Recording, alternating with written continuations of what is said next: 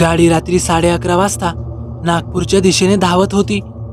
रस्त्याच्या दोन्ही बाजूंना केवळ काळोखी झाडी, त्यातून क्वचितच वाऱ्याने हलणाऱ्या फांद्या. आता गाडीत पूर्ण शांतता. आई बाबा मागे बसून डुलक्या घेत होते. बहीण मोबाईल हातात धरून अर्धवट झोपलेली. स्क्रीनवर मंद उजेड तिच्या चेहऱ्यावर पडत होता. रेडिओवर एक जुनं गाणं सुरू होतं, पण मध्येच कर्कश स्टॅटिक आवाज करत तुटत होतं. हेडलाईटचा पांढऱ्याट उजेड फक्त काही मीटरपर्यंत दिसत होता. त्या पलीकडे सगळं पुन्हा अंधारात गिळलं जात होतं. पण पापण्या जड होऊ लागल्या. मी गाडी रस्त्याच्या कडेला थांबवली. इंजिन बंद होताच सर्वत्र स्मशान शांतता पसरली. जणू सगळं जग श्वास रोखून बघत होतं. हेडलाईट्स बंद केल्या आणि समोर फक्त काळोखाचं जाड आवरण. मागे रस्ताही गायब. जणू मी एखाद्या शून्यात उभा होतो. थंडगार वारा अंगावर काटा आणत होता. दूरवरून कुत्र्यांच्या भुंकण्याचा आवाज येत होता, पण तो आवाजही एकदम विचित्र होता. जणू ते काहीतरी बघत भुंकत होते, फक्त हवा चावण्यासाठी नव्हे. मी गाडीतून बाहेर आलो. रात्रीची थंडी, ओलसर मातीचा वास आणि गाडीच्या बोनेटवर जमा झालेला धुक्याचा पातळ थर. मी बाटली उघडून चेहऱ्यावर पाणी मारलं. पाण्याचे थेंब गालावरून थंड निळसर कीटकासारखे खाली वाहत होते. आणि तेव्हाच मागून एक जड घोगरा आवाज आला. पाणी मिळेल का? तो आवाज इतका अचानक आणि जवळ होता की अंगातलं सगळं रक्त क्षणभर गोठल्यासारखं वाटलं. मी हळूवार मान वळवली. माझ्यासमोर एक उंच, सुमारे 7 फूट उंच असलेली काळी आकृती उभी होती. पण त्याचं डोकंच नव्हतं. माझ्या अंगावर सरसरून काटा आला.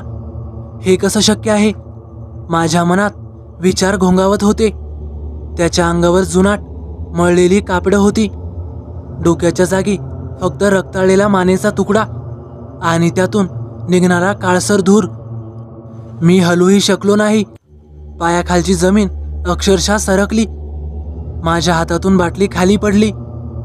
तो माणूस नव्हता, ते काहीतरी वेगळंच होतं. मी 2 पावले मागे सरकलो आणि कशीबशी हिंमत एकवटून धावत जाऊन गाडीत बसलो. दरवाजा लावला, पण आत आल्यावर समजलं आत कुणीतरी आधीच बसलं आहे. मागच्या सीटवर काळसर सावलीसारखी आकृती. तिच्या श्वासाचा आवाज येत होता. आई बाबा, बहीण अजूनही झोपेतच होते, पण मला खात्री होती की कुणी अनोळखी आत शिरलं होतं. मी घाबरतच चाबी फिरवली. माझे हातपाय अक्षरशः थरथरत होते. गाडी सुरू झाली. मी आरशात पाहिलं तेव्हा दिसलं मागे कोणीच नाही. ही फक्त कल्पना होती का? पण बाटली तर खाली पडली होती, माझ्या हातात नव्हती. GPS-नुसार शॉर्टकट रस्त्यावर आलो, पण काही वेळानंतर सिग्नल गायब झालं. रस्ता जंगलात शिरत होता आणि अचानक मुसळधार पाऊस सुरू झाला. समोर एक मळलेली पाटी होती. शिरपूर 2 किलोमीटर. पण मी तर असं काही गाव ऐकलं नाही.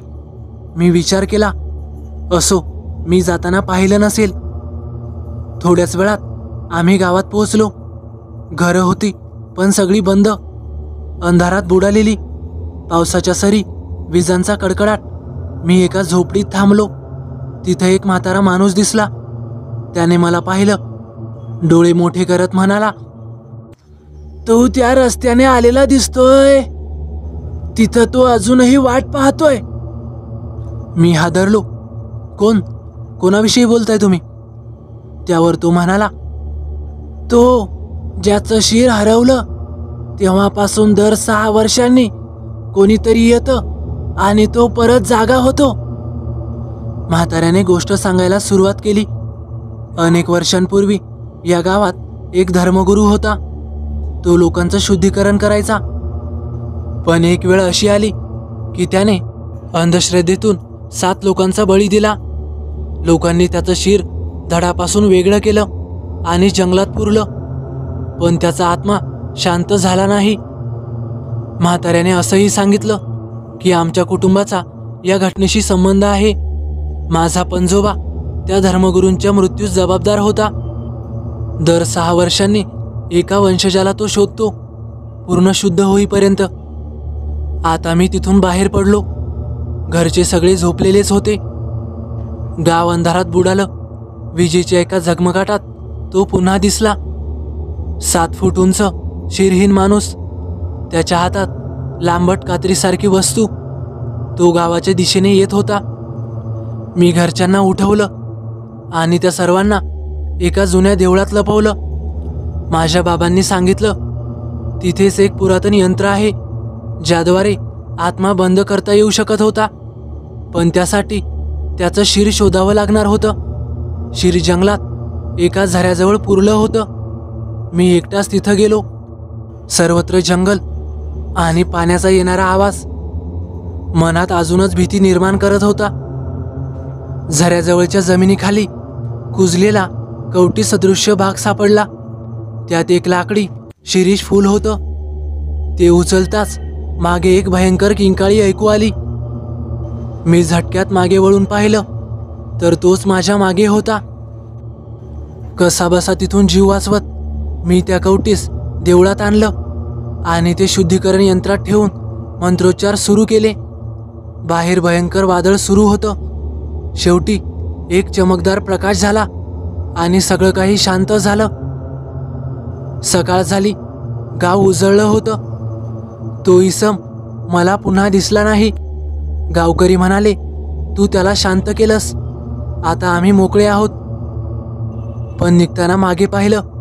गाडीच्या मागच्या काचेवर धुरकट अक्षरात लिहिलं होतं, यावेळेस तर वाचलास, पण पुन्हा भेट नक्की होईल. मी जास्त विचार न करता तिथून थेट घरी आलो. त्यानंतर मात्र पुन्हा तसला काही अनुभव आला नाही. आता 6 वर्षानंतर तो पुन्हा भेटतोय की नाही याचीच मी वाट बघतोय. तर मित्रांनो, कशी वाटली तुम्हाला ही भयकथा? आवडल्यास नक्की लाईक करा, कमेंट करायला विसरू नका. आणि हो, आपल्या चॅनलला आत्तापर्यंत सबस्क्राईब केलं नसेल तर नक्कीच सबस्क्राईब करा आणि बाजूला येणाऱ्या बेल आयकॉनलाही दाबा, जेणेकरून भविष्यात येणाऱ्या व्हिडिओची नोटिफिकेशन मी आपल्यापर्यंत पोहोचवू शकेन. तर चला भेटूया पुढच्या व्हिडिओत. धन्यवाद.